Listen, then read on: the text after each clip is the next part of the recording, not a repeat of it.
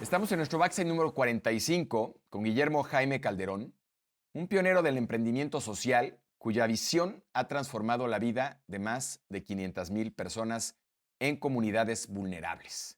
Como fundador y presidente de Social Global Leaders, un holding que agrupó empresas como Ecofiltro, Vitaluz, The Pointer Fund y MIA, Billy lideró iniciativas que ofrecieron soluciones y vivienda, energía limpia, salud y educación en México, Colombia, Ecuador, Guatemala y Estados Unidos. Además, su compromiso con la equidad lo llevó a invertir y dirigir Haku, una plataforma EdTech que está liderando y que está cerrando brechas educativas y abriendo nuevas oportunidades de aprendizaje para sectores marginados. Su trayectoria incluye fundación de Grupo MIA, responsable de construir más de 80,000 viviendas para personas necesitadas en México, combinando innovación, impacto social y rentabilidad. Autor del libro Capitalismo Social, la conexión entre la riqueza y la base de la pirámide, Billy plasma su visión de un modelo económico que une la rentabilidad con el impacto social. Reconocido con premios como el American Dreamer Award, Leader Who Care 2021 y el premio a la trayectoria de Forbes, Billy también ha sido referencia académica en instituciones como Harvard Business School y EGADE Business School. Su historia es una lección inspiradora de cómo hacer dinero haciendo las cosas bien y generando un impacto positivo. Bienvenido a Surfers, mi querido Billy. Es un honor tenerte aquí. Gracias, querido Roger. Al contrario, el honor es mío que me hayas invitado. Muchas gracias. Yo estoy muy emocionado porque de verdad creo que haces perfecto fit con lo que estamos haciendo aquí, con nuestro propósito, con el mensaje que queremos dar.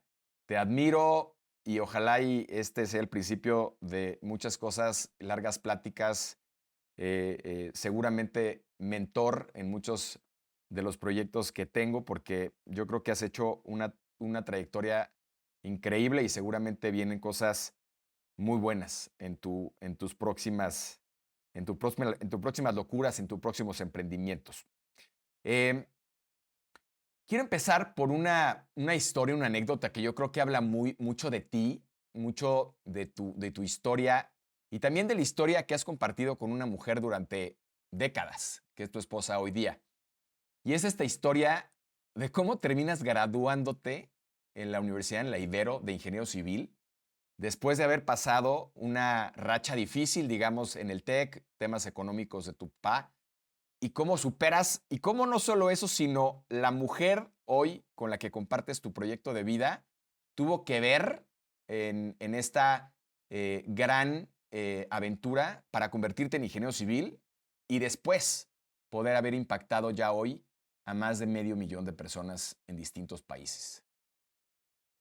Pues mira, gracias por preguntar. La verdad es que es una historia que primero me gusta mucho y me gusta mucho compartirla por mil razones. Ya te iré contando por qué, pero efectivamente tiene que ver con la mujer que hizo convertirme no solamente en ingeniero civil, sino en la persona que soy y sobre todo en la que quiero ser, ¿no? Y entonces ella pues me ha acompañado en todo el camino y yo a ella. La verdad es que hemos estado juntos por muchos años, pero déjame regresarme 30 años en el tiempo. Es más, mucho más, casi 39 años en el tiempo. Eh, pues yo la conocí cuando yo tenía 16 años y ella 14. Y empezamos a ser novios, pues normal, como todas las parejas a esa edad y tal. Y yo decidí, terminando la prepa, irme a estudiar a Monterrey, al TEC, y empecé a estudiar ingeniería civil. Y la razón es que ingeniería civil solamente se da en el TEC en Monterrey. Entonces me fui en aquel entonces que no había internet y no había, pues hablar por teléfono larga distancia era carísimo, ¿no? Entonces, pues eso era como haberme ido a otro continente, casi, casi. Hablábamos una vez a la semana y así. Y 2 años después, cuando vengo a hacer verano, después de terminar el cuarto semestre, me encuentro con que la situación familiar en casa se había descompuesto terriblemente. Mi papá toda su vida fue empresario y como sabes, pues para los empresarios el cielo es más azul y el infierno es más rojo. ¿no? Y entonces, pues tocó una de los valles y se puso durísima la cosa en casa y entonces me tocó ya no regresar a estudiar al TEC de Monterrey y buscar universidad. Me puse a trabajar ese semestre, lo perdí, me puse a trabajar. Encontré trabajo como chalán C en una constructora, pues en Ica, que es bastante conocida. Y, y me puse a participar, imagínate la época, a construir el que hoy es el Papalote Museo del Niño en México. Eh, Después encontré, mi gran ayuda fue meterme al Ibero y entonces arranqué nuevamente ingeniería civil prácticamente desde cero, me revalidaron muy poquito y empezamos, como yo le llevo 2 años a Cristina, pues ella estaba empezando en el Ibero y entonces empezamos juntos. Y pues ella por supuesto en otra cosa, en diseño textil, yo estaba en ingeniería civil nuevamente. Terminando la universidad, la situación en casa no había mejorado notablemente y entonces pues todavía había terminado de milagro porque era semestre con semestre ir a negociar y ir a hacer promesas de pago, pagar un poquito, tal, pero eso financieramente fue bien desgastante para mi papá, sobre todo para mi papá y mi mamá, y pues para mí, que también estaba estudiando y trabajando durante la universidad. Y cuando terminé, debía una lana, ¿no? Y pues la Ibero, con justa razón, me dijo, oye, pues padrísimo, qué bueno que acabaste, pero pues si te quieres titular, sería lindo que liquides tu deuda, ¿no? Entonces me sentía realmente entrampado, pues no podía titularme si no pagaba, y pues cómo iba a pagar si no me titulaba, no podía tener mejor trabajo y tal. El Ibero organizaba en aquel entonces un gran evento en la explanada para entregar reconocimientos a los buenos estudiantes, que no era mi caso, pero sí era el caso de mi novia, ¿no? Y entonces ella era mejor promedio de la generación y mención honorífica y demás. Y entonces el rector de la universidad les daba los reconocimientos públicos a este perfil de estudiantes y luego a los de a pie pues nos llevaban al salón y nos daban un reconocimiento pues de terminación de estudios. Y cuando pasa a recoger su diploma, le dice al rector, oye, fíjate que mi novio quiere hablar contigo. Y luego va conmigo y me dice, oye, tienes una cita con el rector, corre que te está esperando. Entonces voy a donde el rector y entro a su oficina y le digo, oye, pues, a ver, estoy desesperado, no sé qué hacer. Van 2 veces que quiero ser ingeniero y no puedo, ¿no? Y entonces, pues, de verdad, no sé, hay un tema conmigo. Entonces, analiza el caso y me dice, mira, debía 90,000 pesos, era la cifra. Me dice, de esos 90,000, quítale 30,000, que son intereses, esos te los perdono. De los 60,000, ¿cómo los puedes pagar? ¿O cuánto puedes pagar mensual? Yo tenía un sueldo de 4,000 pesos mensuales en ese entonces. Entonces le digo, bueno, pues puedo pagar 1,000 pesos al mes. Y me dice, bueno, llama al de finanzas, al director de finanzas, y le dice, hazle a Guillermo 30 pagarés de 1,000 pesos y un pagaré de 30,000 pesos el mes 31. Me dijo, seguro que estarás dentro de 30 meses mejor que como estás ahorita. Y dale oportunidad de graduarse. Y efectivamente me gradúo, le propongo matrimonio a Cristina, nos casamos, vamos a ver al rector, le damos la invitación de la boda y nos dice, nos regresa los boletos y nos dice, los voy a acompañar en la misa, pero obviamente nosotros estábamos pagando la boda, pues, y dice, sé lo que es esto para ustedes, los acompaño nada más en la misa, nos casamos en una iglesia que se llama la Sagrada Familia. Saliendo de la iglesia, vimos al rector, nos sonrió y luego lo dejé de ver durante años. Y ahí empezó mi vida profesional. Ya hablaremos más adelante de eso, me imagino, pero muchos años después, ya después de haber construido varios miles de casas y haber construido algunas empresas y vendido algunas empresas y hecho, pues, un poquito lo que hemos hecho juntos, eh, decidimos buscar al rector y lo encontramos como director, ya se había retirado, pues como sabes, la Ibero es de jesuitas, entonces él es jesuita. Él estaba en Argentina dirigiendo la casa editorial de los jesuitas en Argentina. Y entonces le escribimos, nos vimos y desayunamos con él y le dijimos, oye, no sé si te acuerdas de nosotros, pero me dijo, claro que me acuerdo de tu cara cuando entraste en mi oficina y tal. Habían pasado muchos años, no sé, 15 años, no sé, un montón.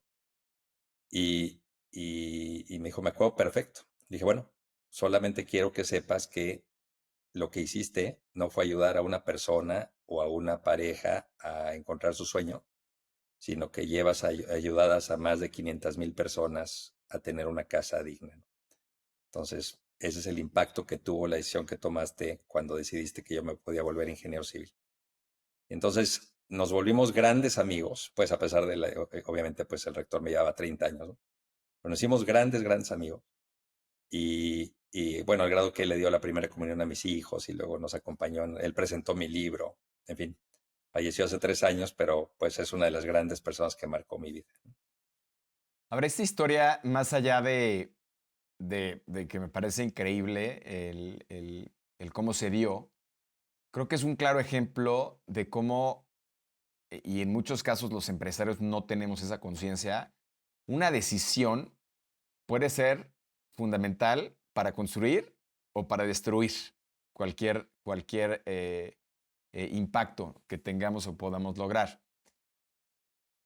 Tú y yo tenemos una historia parecida que de donde nos originamos en términos, o por lo menos eh, donde practicamos, digamos, nuestro emprendimiento previo a salir a la vida real, a este cielo e infierno del que te referías hace rato, y es tu paso por Cemex. Tú en Cemex tuviste la oportunidad de ser un emprendedor interno, ¿no? Ahora tiene nombre, antes creo que no tenía nombre. Y tuviste esa oportunidad que te dieron y que te brindaron, y no solo eso, sino que te catapultó a tu primer emprendimiento. Cuéntanos ese proceso y ese paso por Cemex y esa otra, digamos, persona importante que tocó tu vida, con la cual iniciaste tu primer emprendimiento sin saber necesariamente que te ibas a convertir en un emprendedor social. Mira, cuando yo entré a Cemex, la verdad es que estaba súper ilusionado. A la fecha sigo bien agradecido con Cemex porque es de estas empresas en donde la gente que trabaja se tatúa el nombre. Tienen un estilo de management súper padre que permea en la organización y es como, no sé, como Procter, o sea, son de esas instituciones que la gente que trabaja es realmente súper pride de estar ahí, ¿no? Cemex es una de ellas. Y la verdad que el paso por Cemex fue muy bueno. Y yo arranqué en una parte técnica, haciendo pavimentos, tal.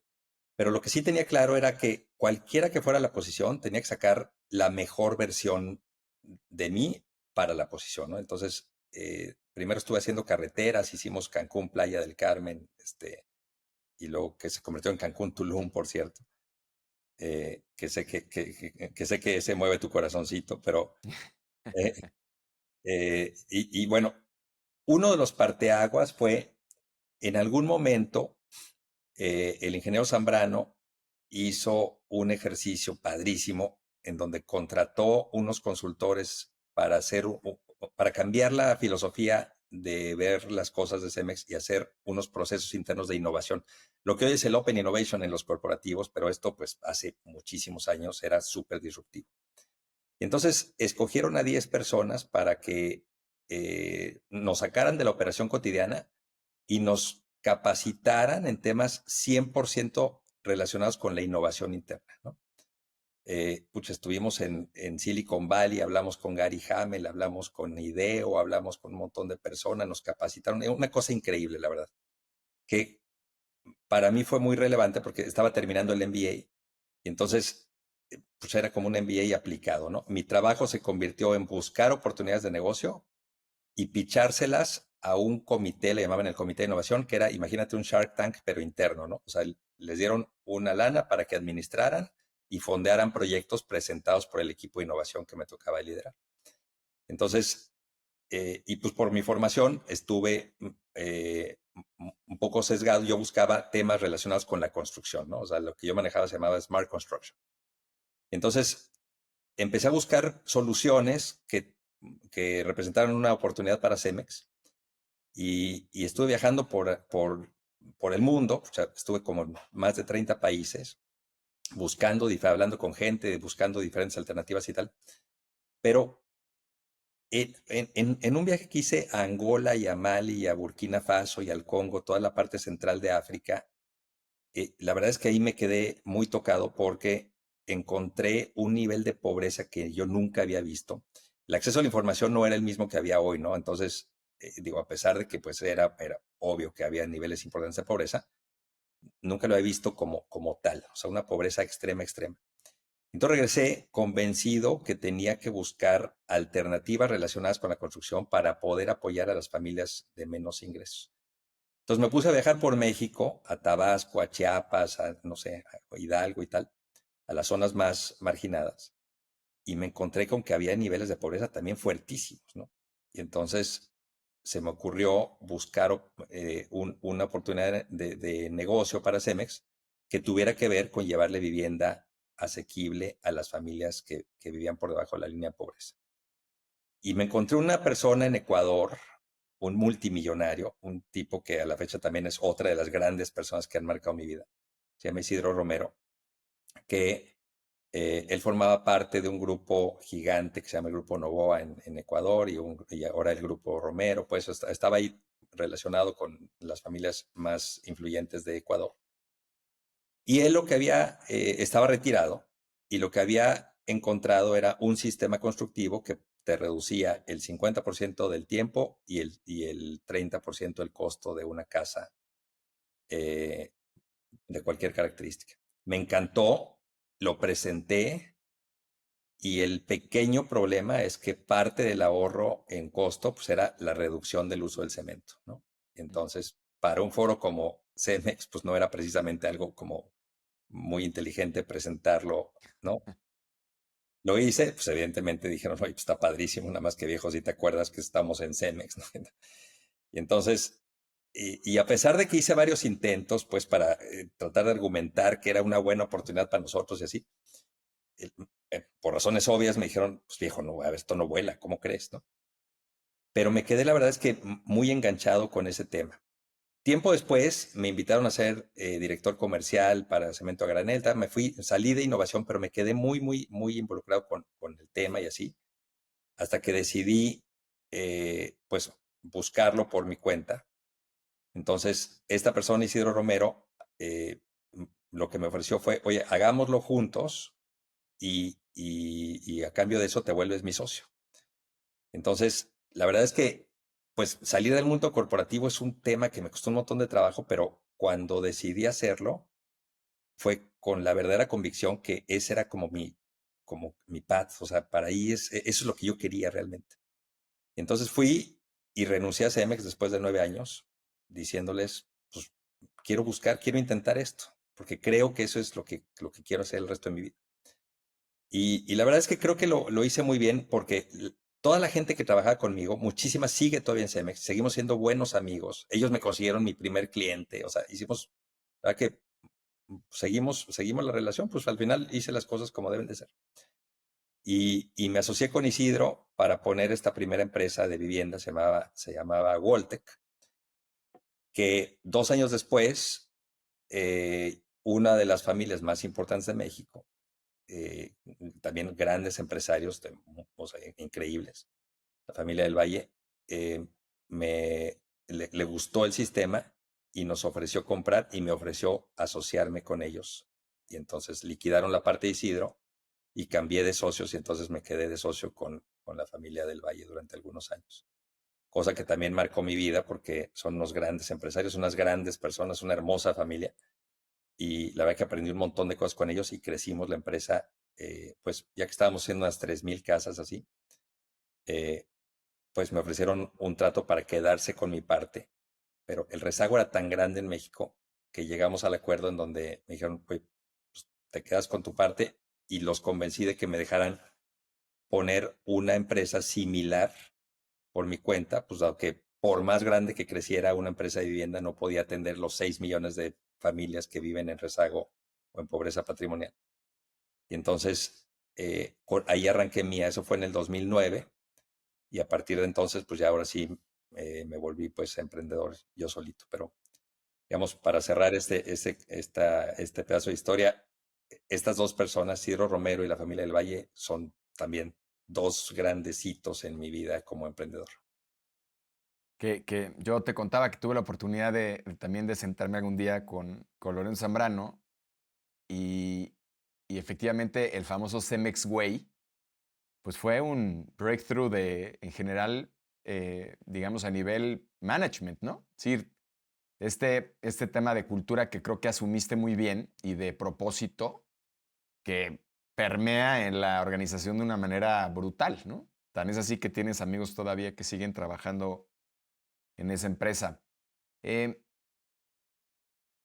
Tuviste no solo esta gran oportunidad de entender tu propósito relativamente fácil, ¿no? Diría yo. Sí, pasaste por un trámite en donde viste pobreza extrema y donde tuviste la sensibilidad de decir, oye, creo que por aquí hay algo que corregir o que resolver. Y resulta, ¿no? Que más o menos cuando tenías, si no me equivoco, 80,000 casas construidas, y con un caso de Harvard Business School, vas y te sientas con la que fuera la quien redactó el caso, con una gran sonrisa, por supuesto, de haber logrado un número importante, y recibes una respuesta que no te esperabas, ¿no? Y una respuesta francamente interesante que, que te hace ver eh, no la parte del ego del empresario o el emprendedor que ha logrado cierto hito, sino realmente de alguien que tiene un commit con un dolor social importante que no, en ese caso, y sigue estando, no estaba del todo concluido y o aproximado, ¿no? Cuéntanos esta historia, por favor, de este proceso, de cómo llegas de este caso de estudio y de lo que te dice esta profesora que, que logra volver a ponerte en el centro y decir, oye, efectivamente, este propósito es más grande que yo y tiene que continuar. Claro, mira, hace tiempo decidí hacer un programa de alta dirección en la Escuela de Negocios de Harvard que se llama el OPM, es el Owner Present Management Program. Es un programa de 3 años que tomas presencial en la Escuela de Negocios y aceptan a presidentes y dueños de empresas de cierto perfil y tamaño y tal. Entonces, cuando estaba en el primer año, conocí a esta profesora, es increíble, se llama Linda Applegate. Ella fue la fundadora de ese programa, que es de los programas más potentes de la Escuela de Negocios, por cierto. Y, y ella organiza un evento, pues como parte del aprendizaje, lo que hace es una especie de concurso que de manera medio chusca le llama así como el American Idol, le llama el OPM Idol, ¿no? Y entonces, que básicamente es un concurso para hacer pitch de tu empresa y lo que te está es entrenando a ser más certero con el pitch y tal. Pero cuando les pitché lo que estaba haciendo, Mía, ayudando a familias, tal, se enganchó muchísimo, le gustó muchísimo y entonces, después de que terminó el curso y tal, me, me, pues me ofreció escribir el caso de estudio para enseñarlo en la escuela de negocios, lo cual, pues te imaginarás, para mí era un súper honor increíble, ¿no? Y entonces eso dio pie a que tuviéramos un montón de entrevistas para que ella me conociera más y conociera más la historia y tal, y pudiera documentar y escribir el caso que después escribió. Entonces, cuando estábamos platicando, me decía, oye, pero veo eso que estás haciendo y te veo muy contento, me decía. ¿Por qué te veo tan contento? Y yo, pues, no, pues es que, a ver, imagínate, cuando cuento la historia me encanta, pues llevo construidas 80,000 casas, llevo ayudadas a 500,000 personas, pues ¿cómo no voy a estar contento? Me dijo, oye, y tengo una duda, nada más déjame entender, ¿cuál es el tamaño del mercado? O sea, ¿cuánto vale el rezago de habitacional en México? Le digo, pues mira, 6 millones de familias no tienen casa. Me dice, ok, ¿y cuántas estás construyendo? Pues 10,000 al año. Me dice, entonces, ¿por qué estás tan contento? Deberías de estar haciendo 1 millón, o sea, no sé, estás haciendo una pequeña fracción del primero de tu potencial y segundo del gran problema que estás queriendo atender. Entonces, yo creo que tienes que pensar más grande. Entonces me hizo hacer un ejercicio muy padre en donde ella, como lo ilustra, es con un campo de fútbol, en donde decía, mira, las organizaciones somos como un campo de fútbol. en donde cada posición tiene un rol, ¿no? Y entonces, pues a lo mejor la fuerza de ventas es la delantera y la media cancha son los administrativos y tal. Y lo importante es, pues, darle perspectiva, ¿no? Entonces, a veces es mucho mejor, aunque vayas ganando el juego, tirar el balón a la media, porque lo ves con mucho más amplitud, y cuando lo ves con más amplitud, probablemente hay un hueco más grande por la derecha en vez de por la izquierda, y en vez de ganar 1-0, puedes ganar 6-1, ¿no? Igual ganaste, pero es mucho más profundo uno que otro, ¿no? Entonces, a veces es bueno echarte para atrás y hacer lo que hacen los directores técnicos, y por eso, pues, es un poquito de estrategia. Pero lo que realmente me movió fue cuando me dijo, y tienes que definir quién es tu portero, ¿no? ¿Qué es lo que estás haciendo bien? Que en donde eres único. Mi respuesta en ese momento fue, pues claro, a ver, hago casas en zonas rurales de marginación. Bueno, pues, si lo que realmente haces, que te hace único es una casa, pues nada, pues esa es tu portería y esa tienes que defenderla muy bien. Pero luego cuando me puse a reflexionar, realmente lo que ella me quería decir es que, pues hacer una casa, digo, para todos los que son técnicos, la verdad que técnicamente no tiene un reto, pues aunque medianamente sepas de construcción, puedes construir una casa bien hecha, sobre todo de las que nosotros hacíamos, ¿no? Que son casas realmente sencillas, o sea, muy lindas, pero muy sencillas. Y entonces dije, sí ser tan bueno que me haga único hacer una casa, está cañón.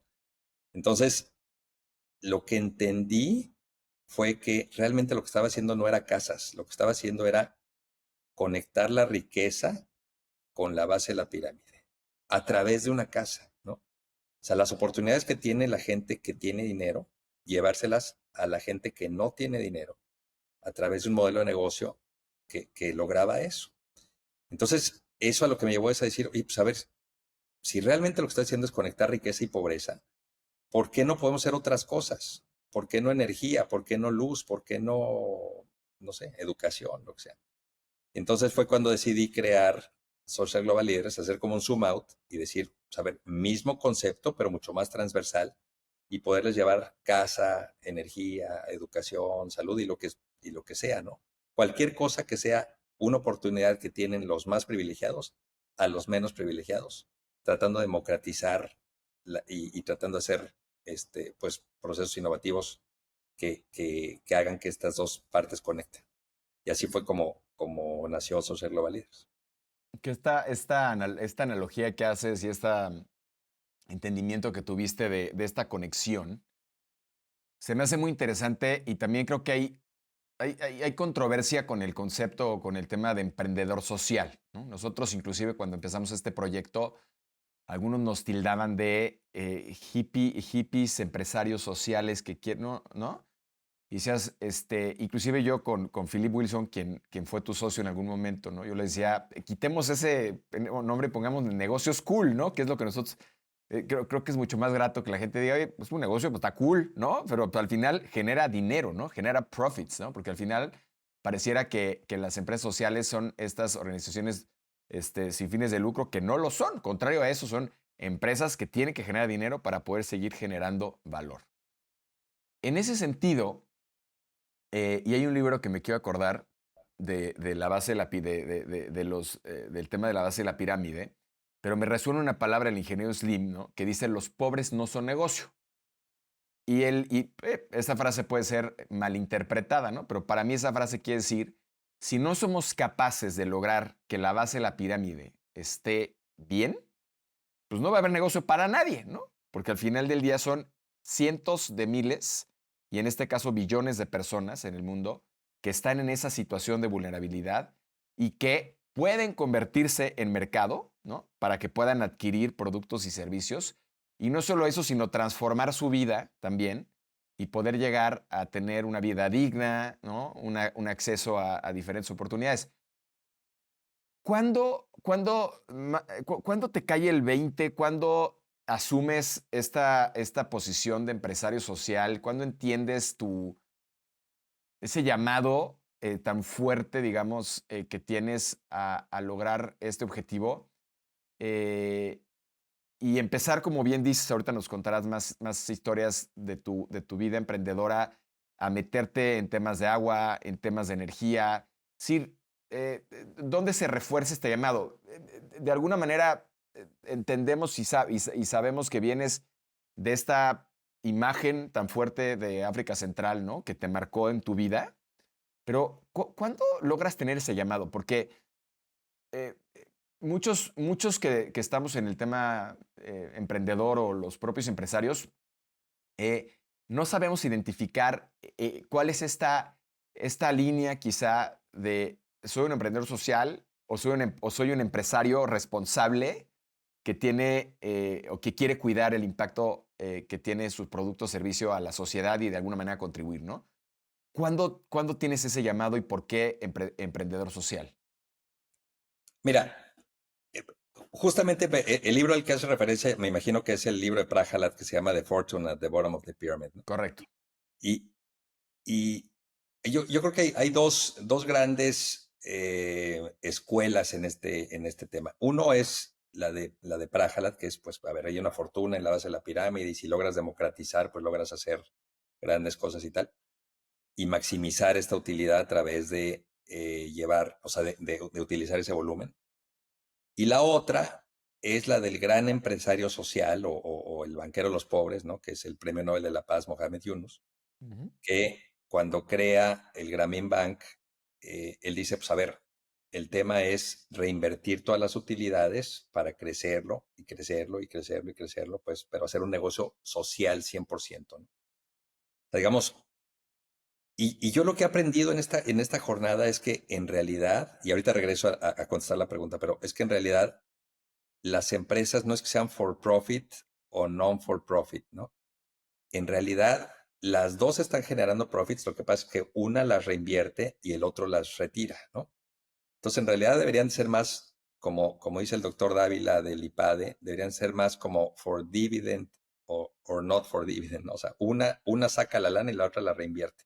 Pues las dos en realidad están generando un modelo de negocio que activa la economía y que crece la empresa.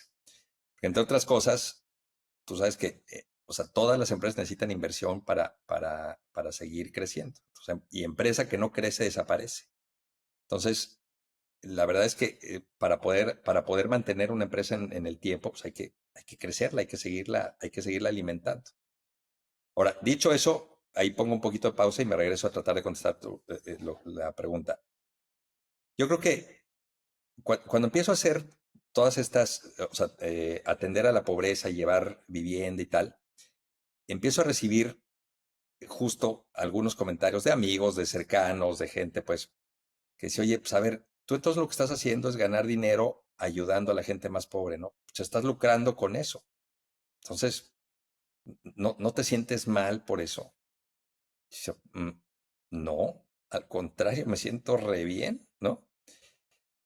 Y te voy a decir por qué. Entonces, poco a poco fui como que puliendo, o sea, más bien tratando de encontrar por qué me sentía tan bien, ¿no? Y lo que encontré es que hay una diferencia entre atender a la base de la pirámide y ser un empresario social. Son dos temas que parecen iguales, pero no son lo mismo, ¿no? Atender a la base de la pirámide es llevar los productos y servicios, maximizar la utilidad, aprovechar el volumen del mercado y bueno, pues hacer una empresa alrededor de eso, ¿no? Desde mi punto de vista, el empresariado social hace lo mismo, simplemente hay que medir un poquito que esa rentabilidad que tengas la bases más en el volumen y no en el margen, ¿no? Y entonces, de tal suerte que efectivamente aprovechas esta gran oportunidad que te da el volumen de la base de la pirámide, pero a precios asequibles para que no hagas una sobreexplotación del mercado, ¿no? Entonces, son dos filosofías un poquito distintas. Las dos tienen su justificación, ¿no? Simplemente son aproximaciones distintas. Ahora, atender a la base de la pirámide desde que nací y hasta hace algunos años, no tantos, ¿no? Tal vez unos 15 años o 20 años, era un espacio exclusivo del gobierno o de los filántropos, ¿no? O sea, era o el billete lo pone tus impuestos vía, o sea, administrados por el gobierno vía programas sociales, o un filántropo que como parte de su give back a la sociedad, pues decide donar su dinero a atender esto. Y había muy poco, por lo menos muy poco conocidos personas que realmente hicieran esto en grande, ¿no? O sea, hacer algo realmente grande. Porque estaba socialmente castigado, estaba como mal visto. Y entonces lo que decidí fue emprender o sea, volverme una especie de activista del empresariado social, ¿no? Y emprender una verdadera campaña para decir, oye, a ver, una pregunta. Yo le decía de broma a mis amigos, ¿de veras crees que estoy abusando? Sí, perfecto, te voy a proponer un negocio. Te voy a dar a que construyas una casa en la Sierra de Guerrero, en donde tienes que manejar 4 horas y media en terracería por la sierra, ¿no? Que pues no es precisamente lo más seguro de todo tipo, desde el tema, o sea, pues tienes que llegar a las comunidades, Ujú. construir una casa que tal vez, o sea, te voy a pagar 120,000 pesos por construir una casa, te vas a tardar unas 3 semanas en construirla, ¿no? Y te vas a ganar 7,000, 8,000 pesos de utilidad. ¿Te parece un buen deal? Está malísimo. Bueno, pues es lo que yo hago, nada más que lo hago 10,000 veces al año, ¿no? Entonces, si ese pequeño margen lo multiplicas por un volumen relevante, ya se convierte en un tema que ya, o sea, que ya se pone chistoso, ya se pone interesante como empresario, ¿no? ¿Te toma mucho más trabajo que hacer casas en Polanco? Pues sí, pero pues, es otro perfil, es otra aproximación, ¿no? Simplemente pues, son diferentes modelos de negocio. Ahora, eso lo empecé a decir fuerte, porque entonces de lo que estoy convencido, que lo he dicho desde hace muchos años, es, a ver, se vale ganar dinero, simplemente hay que decirlo como es. O sea, sí trabajo programas, o sea, proyectos que tienen que ver con el impacto social y tal, y sí gano dinero, y qué bueno, y ojalá gane muchísimo dinero, porque ¿qué crees? Entre más dinero gano, más familias cambian su vida. Entonces, ojalá haya muchos empresarios que se hagan muy ricos vía el volumen, porque eso quiere decir que verdaderamente empieza un proceso de transformación de la base de la pirámide con la participación de la iniciativa privada y del talento, porque también hay un costo de oportunidad para la gente que tiene oportunidad de prepararse más que otra. Eso es natural. A ver, nada, es como es. Hay gente que tiene mayores oportunidades y otras que tienen menores oportunidades. Una que se las busca más y otra que se las busca menos, o lo que sea. Pero la gente más preparada es legítimo que también quieran tener cierto retorno sobre la inversión que hicieron en tiempo, dinero y esfuerzo preparándose, ¿no? Entonces, ¿por qué no dedicar ese talento a temas que tienen que ver con proyectos con causa y también ganar dinero en el camino? Yo creo que es completamente legítimo, siempre y cuando verdaderamente sea transparente, legítimo y que verdaderamente estés teniendo un impacto positivo en la sociedad. Entonces, en ese activismo fue que decidí plasmarlo en un libro y escribir el libro que presenté hace algunos años que se llama Capitalismo Social, la conexión entre la riqueza y la base de la pirámide. De eso va, o sea, ese es el tema. Es, oye, emprendedor, qué padre que te gusta ayudar, pero tienes que escoger entre ayudar poco a muchos o ayudar mucho a pocos. ¿Por qué no mejor escoges ayudar mucho a muchos, volviéndote un empresario social y descolgándote el morral y agarrando el portafolio y comportándote como verdadero empresario sin perder tu misión, que es ayudar a los que menos tienen? Que no solo, yo diría que es genuino el ganar dinero haciendo esto, sino como decía Raxi Sodia, que vino a darnos una plática alguna vez, el creador del libro de Conscious Capitalism, que decía, a ver, los empresarios tenemos una responsabilidad moral para generar dinero. Moral.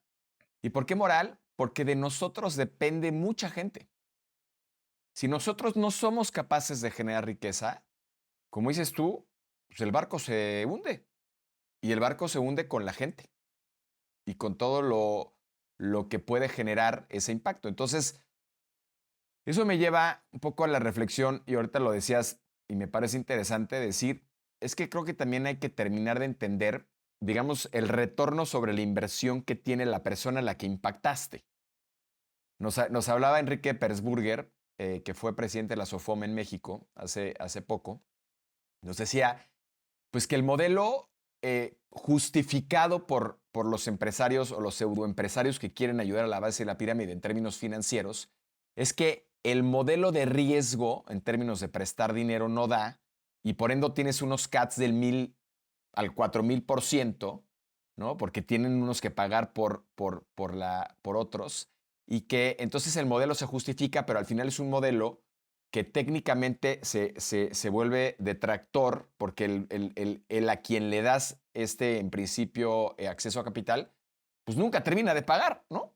Porque nunca puede lograr terminar de pagar bajo lo que él llamaba efecto negativo detractor, y que contrario a eso, pues lo que él, por ejemplo, buscaba o busca es lograr tener un proceso y una innovación tecnológica, y ahora se puede hacer a través de distintas metodologías en cuanto al uso de dispositivos móviles y de redes sociales, etcétera, entender el perfilamiento del usuario para, en función de eso, poder ofrecer condiciones de mercado justas para ambas partes, ¿no? Para el usuario que va a recibir el servicio y para el empresario que va a asumir el riesgo de poner su dinero y su tiempo en aquello que está haciendo. Entonces, sin duda es un tema, nos podríamos clavar solamente en ese tema, porque creo que está súper interesante estos distintos modelos y estas distintas formas de ver las cosas. ¿Qué ha significado o qué, qué, qué te viene a la mente, qué anécdota te viene a la mente más importante en estos años de Mía, en estas 80,000 casas, de alguna familia o de alguna persona que se ha acercado a ti y hayas entendido realmente el dolor social y la solución o el alivio a este dolor que logró Mía con este gran proyecto? Te voy a contar una que me gusta mucho. Alguna vez visitando una comunidad que estábamos construyendo casas, estaba pues en una visita técnica de obra y tal. Y veníamos en la sierra, pues en un coche preparado para esos, en un 4x4 así, en medio de nada, y de repente nos cierra el paso una persona, ¿no? Un hombre, así, se nos pone enfrente literal. Entonces, pues, te imaginarás, eso no está tan chistoso cuando estás en medio de nada y te cierran el paso así nomás. Y me pide que baje la ventana, y entonces bajo la ventana y me dice, oiga, ¿quién está construyendo las casas aquí? Y digo, pues yo soy, a sus órdenes. ¿Usted está construyendo las casas? Sí, ¿qué se le ofrece? Dice, es que quiero saber a quién le doy las gracias porque nosotros nunca habíamos tenido una casa. Y con la casa que nos dieron ahora estamos muy contentos y tantos, y no sabemos a quién agradecer. Le dije, mire, la verdad que yo le sugería voltear al cielo y agradezcale a Dios porque yo estoy haciendo mi trabajo. O sea, a mí me pagan por hacer esto y yo estoy haciendo lo mejor que puedo y me alegro mucho que le gustó su casa, pero realmente es un tema mucho más completo, ¿no? Entonces, esa y muchísimas, o sea, podemos hablar muchísimo tiempo. Estoy lleno de anécdotas de gente que fuimos a visitar una casa, por ejemplo, alguna vez, y entramos, la casa estaba limpiecita, completamente vacía, ¿no? Se ve que estaba recién barrida, estaba todo, está medio mojado el piso, porque sabían que íbamos de visita. Y le digo a la señora, ¿le gustó su casa? Sí, estoy muy contenta, tal. ¿Y cuándo se cambia? Dice, ya tengo un mes viviendo aquí. Y yo, ok. Y claro, lo que había eran algunos petates doblados, y entonces tenía su casa con piso de concreto, pulido, muy padre, pero dormían en el piso, ¿no? Entonces le pedí a las personas que iban conmigo que, pues, le dije, ya, compremos unos muebles y regalémonos, ¿no? Y, y luego me tocó otro igual y así. Y entonces, hasta que uno yo tenía un consejo por Endeavor en la empresa, y cuando lo contaba, me decía uno de los consejeros, oye, tú te tienes que decidir qué quieres ser. ¿Quieres ser filántropo o quieres crecer la empresa? Porque tu discurso es muy bueno, pero en la práctica te estás volviendo más filántropo y estás regalando cosas. Entonces dije, bueno, fresco. Entonces lo dividí y por eso nació la fundación que tenemos que se llama la Fundación Esta Casa es Mía. Entonces ya con plata propia, pues hacer un poquito de give back para eso, ¿no? Pero yo creo que esa es la línea delgada que hay entre, entre hacer las cosas realmente, o sea, ahí es en donde despierta la pasión. Por eso yo creo que el empresario social, o sea, el ser empresario social, coincido contigo, es un negocio cool. Yo pues lo defino, yo digo que es un negocio sexy, ¿no? Es como, hay negocios sexys porque, o sea, si tú eres dueño de una marca de mezcal o de tequila, es un negocio sexy. O sea, todo el mundo quiere ser cuate del dueño de la tequilera o la mezcalera, ¿no? O del dueño de los viñedos. Puch, es un negocio sexy, está padrísimo ser dueño de los viñedos y que tengas a tu cuate el de los viñedos o tu cuate el del restaurante de moda o tu cuate el DJ, o no, o sea, y ser empresario social, pues, tengo mi cuate el que ayuda a gente, está cool, o sea, está cool, pues, es sexy pues en el sentido de que es como atractivo, está padre, está cool, ¿no? Pero yo creo que esa es la magia, ser empresario social es adictivo, tú lo sabes, o sea, entre más haces, más quieres hacer y entre más lo conoces, más te gusta y es un tema del cual no te puedes bajar, ¿no? Yo, pues es como, dice una persona que trabaja conmigo desde hace mucho tiempo, que quiero mucho, dice, es cuando te subes a las mesas, o sea, una vez que te subes a bailar una mesa ya no te quieres bajar, ya sabes que ese es tu lugar y ahí es donde quieres estar siempre, ¿no? Entonces, esto es así, o sea, ser empresario social es bailar arriba de la bocina o arriba de la mesa. Este es tu lugar. Y, y déjame retar un poco el status quo del empresariado, de los emprendedores. Hay quienes han dedicado su vida a emprender o a hacer empresa por hacer dinero, ¿no? Porque simplemente le entendieron, entendieron el mecanismo, son buenos o destacados en alguna cosa y lo han hecho. Hay otros que han logrado encontrar ser buenos en algo y además que les guste, ¿no? Y entonces encuentran su pasión haciendo, en este caso, dinero y o empresa. Pero no necesariamente, inclusive aún encontrando la pasión, hay empresarios que logran esta plenitud o, o- o, digamos esta trascendencia como empresario al final de sus días, entendiendo y asumiendo su responsabilidad, su propósito más grande, entregando algo a la sociedad, puede ser a su colonia, a su comunidad, al país, al mundo, en fin. ¿Qué les dirías a todos los empresarios que de alguna manera vivimos este cielo y este infierno y a veces no tenemos tiempo de estar pensando en cómo estamos impactando, ¿no? O sea, el impacto más grande es no correr gente o conseguir el dinero del flujo efectivo para la nómina, ¿no? Pero creo que sí puede haber un llamado de tu parte o de empresarios como tú que puedan voltear digamos, a este otro bando y decirles, oigan, a ver, lo están haciendo excelentemente, ¿no? Pues están generando valor, están dando empleos, están padrísimo. ¿Qué más pueden hacer? ¿Qué más pueden dar? ¿Cómo pueden impactar más? ¿Cómo pueden cambiar este chip en donde no se trata como bien tú decías, ¿no? De sacrificar mis dividendos o mi meta financiera personal por poder entregar más a la sociedad.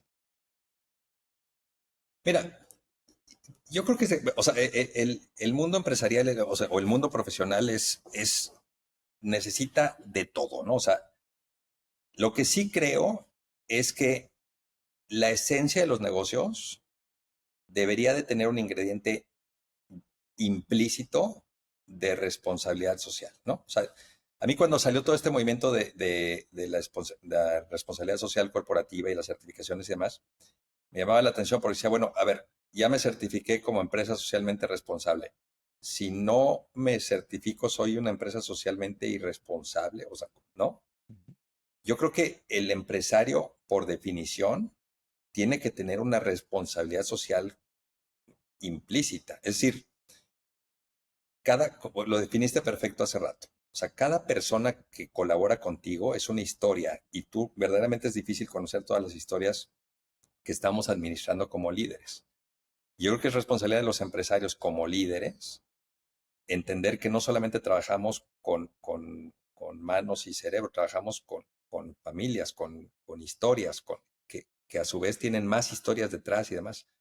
Entonces no sabemos el impacto positivo que podemos generar en la gente si realmente nos preocupamos por ellos como colaboradores, pero también como personas, ¿no?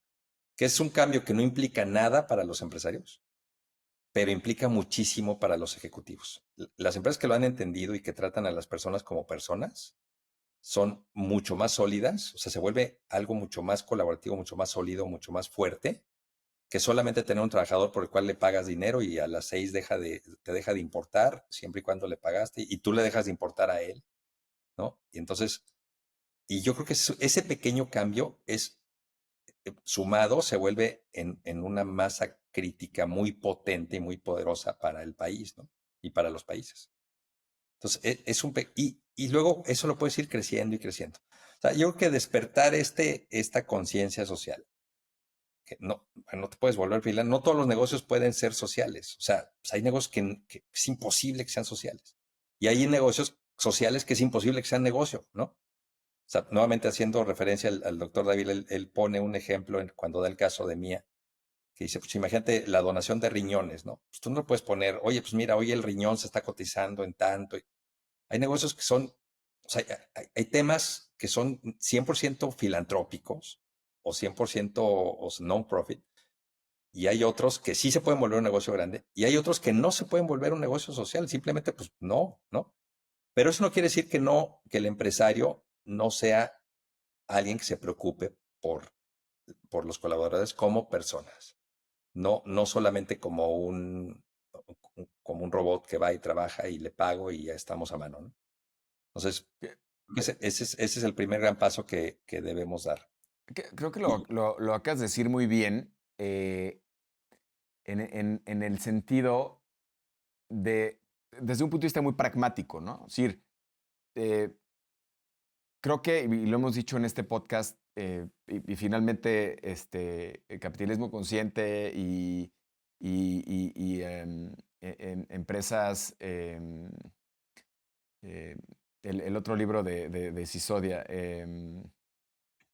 eh, empresas, cómo está en inglés el título? empresas con Eh, causa. no, no, no. Ahora me recuerdo el nombre, pero este otro libro de Rax Sisodia que habla de este estudio que él hace, ¿no? De las empresas que ponen al centro de la ecuación a la persona y tienen un propósito noble y un propósito potente, como en el tiempo, ¿no? Si tú las comparas con el desempeño de la S&P 500, pues son empresas que tienen múltiplos de profitability versus esas de 8x a más, ¿no? Entonces, estás hablando de que empresas como Whole Foods y otras, ¿no? Que de alguna manera han puesto el dedo en la llaga en este sentido, no son empresas que necesariamente tengan digamos, el mote de empresa social, pero finalmente en su afán de conseguir un propósito noble y de poner al hombre, y digo al hombre en general, ¿no? Al colaborador, al cliente, al proveedor, a todo el ecosistema, pues han logrado destacar y ser empresas eh, eh, del tamaño que son, con la rentabilidad que tienen. Entonces creo que una manera, Firms of Endearment, es el libro de Raj.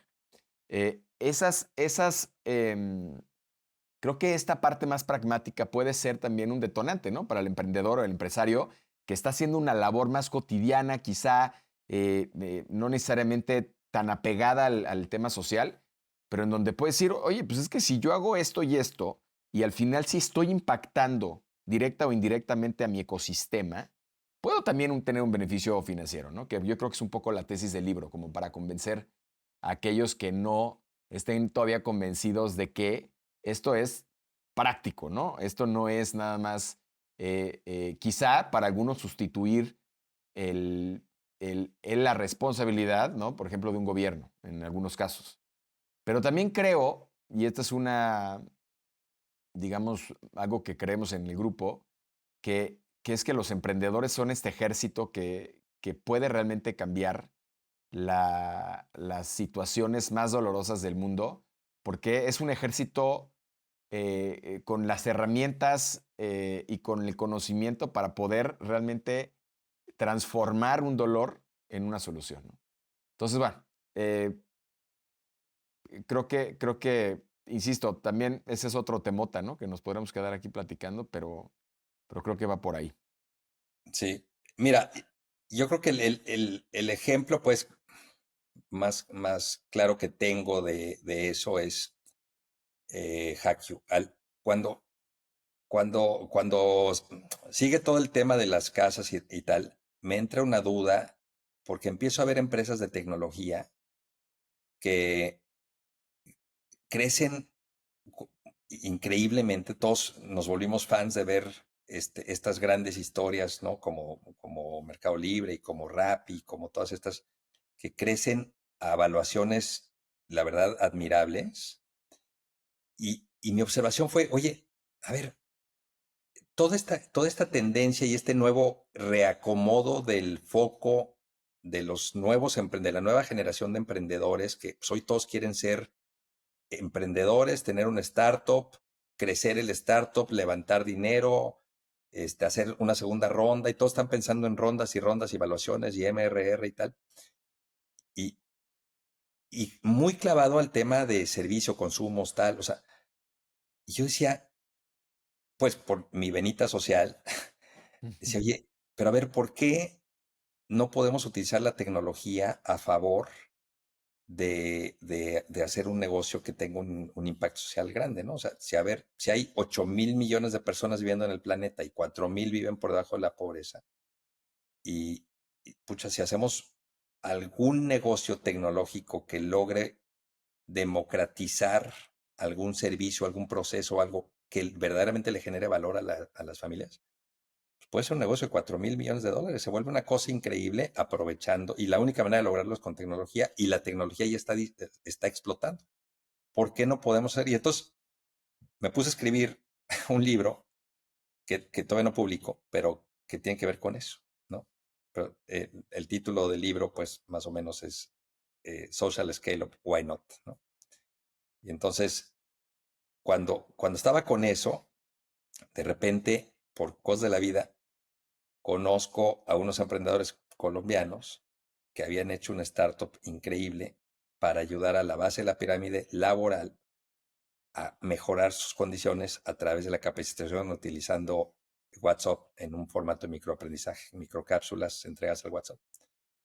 Entonces, cuando empiezo a platicar con uno de los founders y me dice, oye, pues a ver, lo que hacemos es que una persona que sale a las 5 de la mañana de su casa, toma un camión, se va y trabaja en una fábrica o es chofer o lo que sea, y luego regresa a las 8 o 9 de la noche en camión a su casa, pues capacitación, tal cual capacitación, pues lo que necesito es operar o manejar o estar en la maquila o lo que sea, ¿no?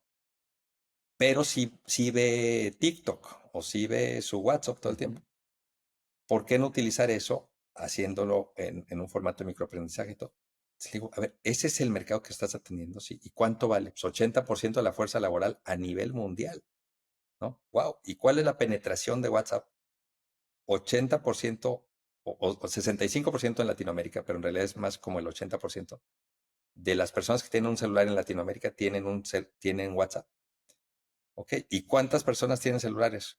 Pues el número, no, o sea, hay tantos celulares en los países como personas, ¿no? 120 millones de celulares en México, 350 en Estados Unidos, así. Entonces, imagínate el tamaño que tiene eso de oportunidad de impactar positivamente a la fuerza laboral más baja que representa el 80% de la fuerza laboral. Entonces, por eso, pues me gustó tanto que decidí meterme de cabeza y por eso me metí de lleno a Hackyu, que es a lo que le dedico la mayor parte de mi tiempo del día, porque lo que creo es que esta combinación entre un crecimiento exponencial que te puede generar un startup o un scale-up y una misión que tiene que ver con atender a la población de menores ingresos, ¿no? Que se mueve continuamente y tal, con una verdadera solución real, puede tener el mejor de los mundos. Puedes hacer una empresa de tecnología exitosa y tener un impacto positivo en la sociedad al mismo tiempo.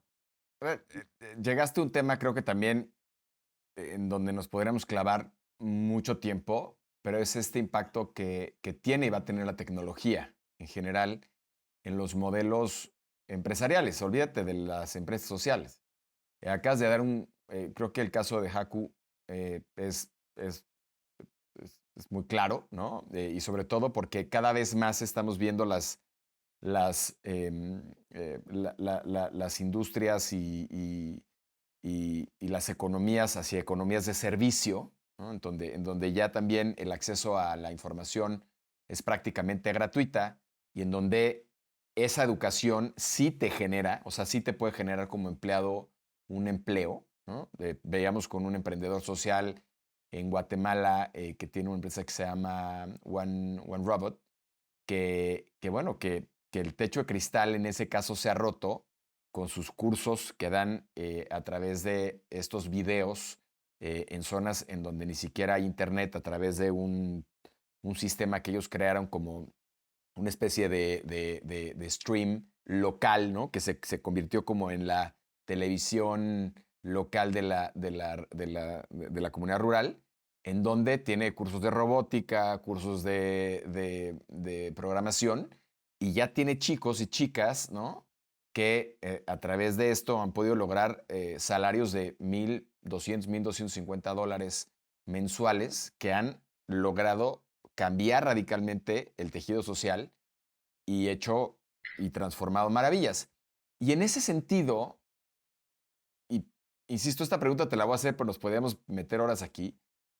¿Qué piensas de esta era maravillosa? Yo creo que va a ser maravillosa en ese sentido, como los optimistas que somos, como Mustafa, que escribe The Next Wave, alrededor de AI, en el sentido de que AI va a traer esta parte disruptiva de acercamiento de muchas cosas que van a permitir que buena parte de la base de la pirámide tenga acceso a oportunidades que nunca tuvo y que a través de estas va a poder lograr no solamente incrementar su nivel de vida, sino transformar radicalmente las economías y la vida general de las personas. ¿Qué ves o qué estás vislumbrando en ese sentido? Inclusive empresarios como Sam Altman o como Elon Musk están hablando del salario universal y otros, ¿no? ¿Qué es lo que estás viendo tú en el largo Mira, plazo?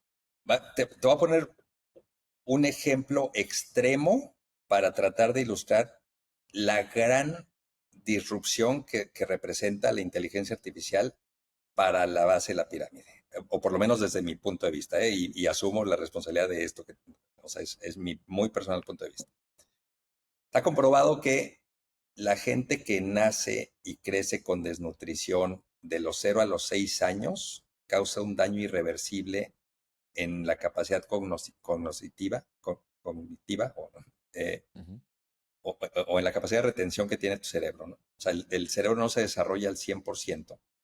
Y eso a lo largo del resto de tu vida tiene que ver con que tu capacidad de retención no, o sea, es un daño irreversible. Si viviste con desnutrición de los 0 a los 6 años, ¿no? Entonces, tú imagínate una familia o una persona que nace en condiciones de pobreza. Él no escogió dónde nacer, simplemente nació ahí, ¿no? No tuvo una buena nutrición cuando niño y entonces su capacidad retentiva no se desarrolló bien. Y después consigue moverse y trabajar en una maquila o tal, pero físicamente está en desventaja contra alguien que nació en otra familia que tampoco escogió dónde nacer, ¿no? Y no estoy hablando de una disparidad de alguien que nació rico y alguien que nació pobre, alguien que nació en pobreza extrema y alguien que nació en un nivel arribita de pobreza. Y esta pobreza extrema, pues no extrema, pero digamos, niveles en donde hay una separación, pero una hace un tema de desnutrición y otra no. Después los dos acaban trabajando en algún lugar. Físicamente hay una desventaja en la capacidad de retención. Tú imagínate que la empresa los empieza a capacitar. El que tenga mayor capacidad de retención, por un tema físico, no de voluntad, por un tema físico, tiene una ventaja sobre el otro y entonces seguramente va a empezar a crecer y se va a abrir un poquito la brecha, ¿no? Lo que hace la inteligencia artificial es que cuando se logre democratizar, que eso va a ser rapidísimo, o sea, a ver, OpenAI en 2 meses consiguió 100 millones de usuarios. O sea, los crecimientos que estamos viendo, o sea, eso no va a tener más que crecer, crecer, crecer y crecer. O sea, esto no tiene marcha atrás, ¿no? Entonces, ya llegó para quedarse. Se va a democratizar. Muy pronto vamos a ver que estas mismas dos personas van a tener acceso a un teléfono celular con inteligencia artificial, ¿no? Entonces, van a tener la capacidad de consultar en tiempo real un montón de información que les puede ayudar para tomar, o sea, para entender y tomar decisiones en su trabajo cotidiano, ¿no? Entonces esa desventaja, esa brecha, en realidad ya se acorta, ¿no? Entonces va a brindar un montón de oportunidades adicionales para mucha gente que hoy no las tiene por un tema físico, ¿no? O por un tema de que no tuvo oportunidad de ir a la escuela. Entonces, hoy el modelo educativo está migrando a ser más un tema de capacidades, más que un tema o sea, de habilidades, ¿no? Más que un tema de conocimiento.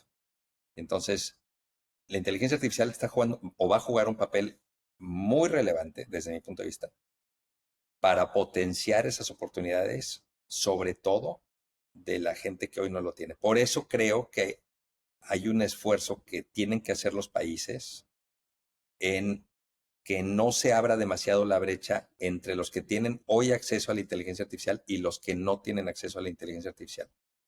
O sea, eso es importantísimo. Y sé de primera mano que ya México está atendiendo el tema. O sea, ya lo vio y ya, o sea, pues ya hay algunas iniciativas público-privadas para empezar a llevarle temas de inteligencia artificial a las personas que no tienen hoy acceso, que no saben, pues, ChatGPT, no me importa, no lo sé usar y ni me interesa. No, es que eso es como hace unos años, recordarás, cuando llegó el Internet, había gente que decía, eso no me interesa. No, viejo, es que no es que te interese, es que si no te subes, te quedas y te va a ser un picapiedra contra un supersónico, ¿no? O sea, se tiene que subir. O sea, yo creo que la inteligencia artificial es un verdadero cambio en la humanidad.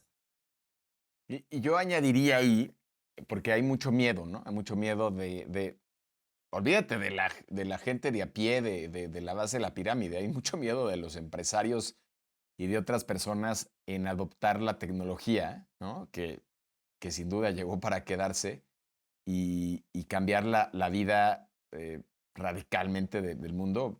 Probablemente muchos no tienen o no están entendiendo esto todavía, lo van entendiendo en el camino, pero creo que el mensaje de alguna que estás dando, que me gustaría que se quedaran muchos, es eh, el miedo aquí y en muchos otros foros decimos que se elimina con conocimiento, ¿no? Con entendimiento de las cosas.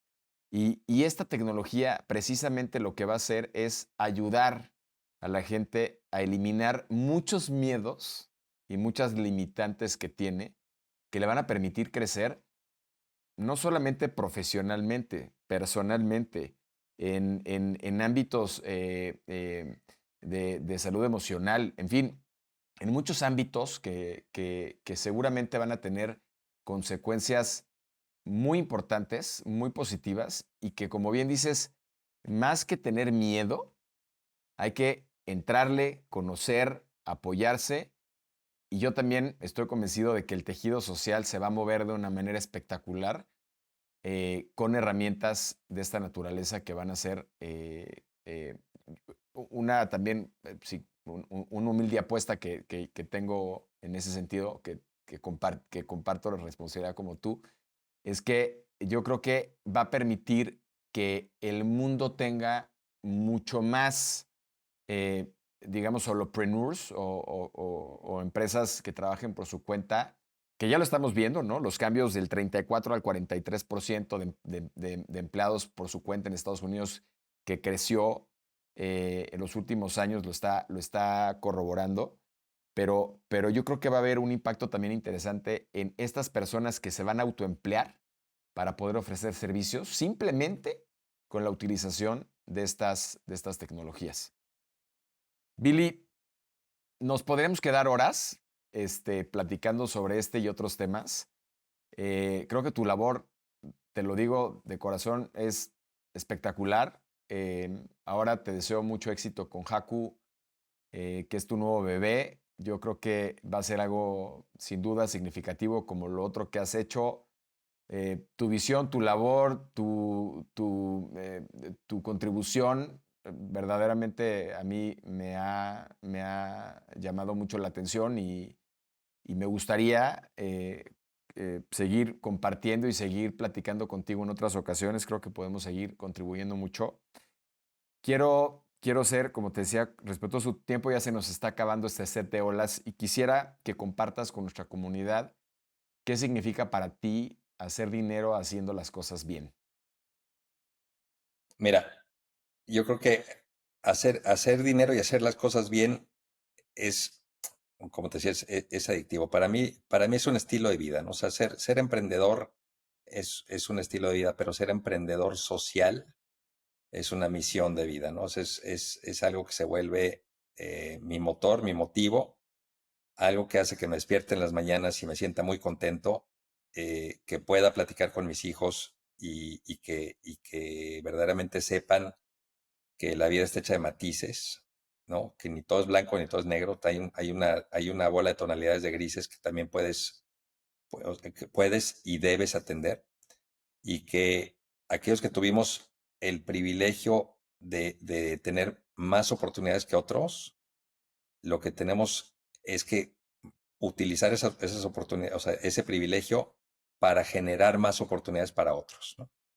Entonces, yo creo que eso es con lo que me gustaría que nos quedáramos, pues hagamos todo lo posible, pues no solamente para cuidar nuestros círculos cercanos, sino para generar más vínculos y oportunidades con los más que podamos, ¿no?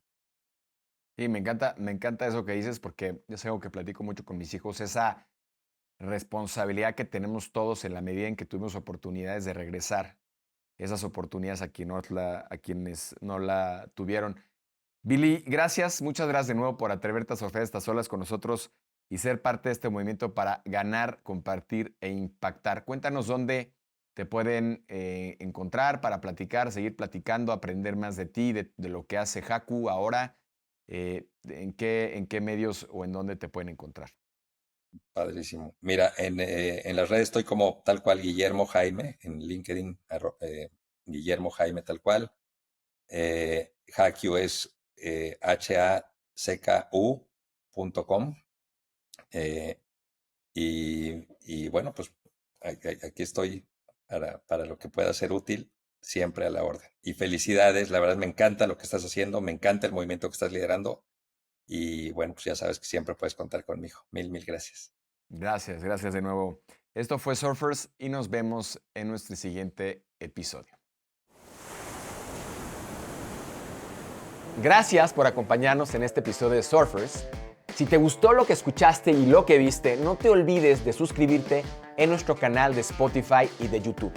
Y no te pierdas ninguno de nuestros capítulos. También puedes conectarte o puedes inscribirte y puedes tener toda la información en rogeralarcon.com, en donde habrá contenidos exclusivos y también podrás descubrir cómo transformar tu vida y tu negocio. No olvides explorar nuestros formatos de inspiración en los backsides y de historias cortas pero poderosas en los shorts. Y recuerda que en Surfers creemos que el verdadero éxito no solo se mide en dinero, sino en el impacto que creamos y dejamos en el mundo. Súmate a esta ola. Hagamos juntos un futuro más ético, sostenible y lleno de oportunidades. Nos escuchamos en el próximo episodio.